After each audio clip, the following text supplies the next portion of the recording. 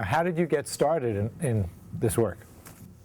In terms of desegregation and civil rights, I first got interested in civil rights very actively. I always was interested in reading about it when I was a kid. I grew up in Minneapolis, which is the whitest metropolitan area in the United States, although it's changing fast right now with big Mexican immigrations and Somalis and people from Cambodia and elsewhere. But it was very segregated when I was there. Not that people were segregated, there just were hardly any people of color there. But I was fascinated. When I was in college at the University of Minnesota, I was running a student government, a liberal arts college, and they asked me to figure out how to kind of orient and bring into college the American Indian students who were coming to our campus. We had the biggest campus in the country at the time, like 42,000 students. And I didn't know anything about them. I knew that northern Minnesota had a lot of Indian reservations because I used to go up on Boy Scout camp there. But I organized a trip up there and I learned about what was going on.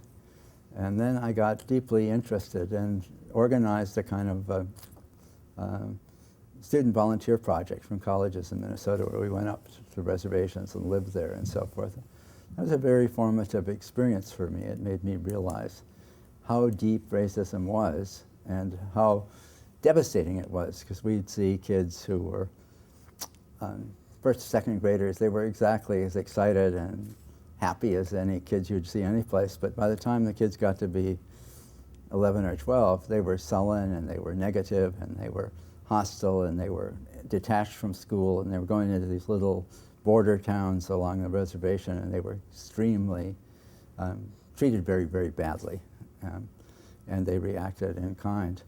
And it made me realize a lot about how deep things were. I then went to Chicago for graduate school, and Martin Luther King came to Chicago during that period in his last major campaign.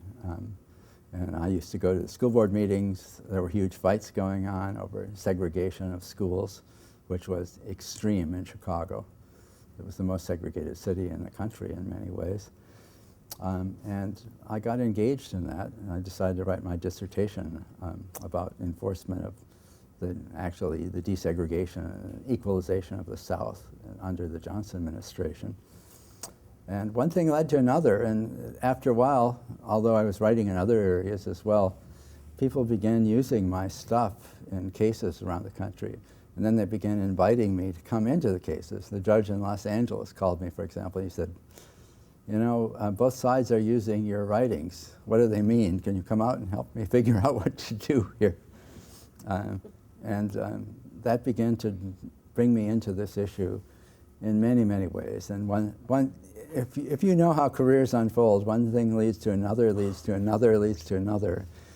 This issue is so fundamental to equality in the country and to the whole civil rights movement that no matter how many new things I start, it always comes back in one way or another to this issue of equalization and access to educational opportunity.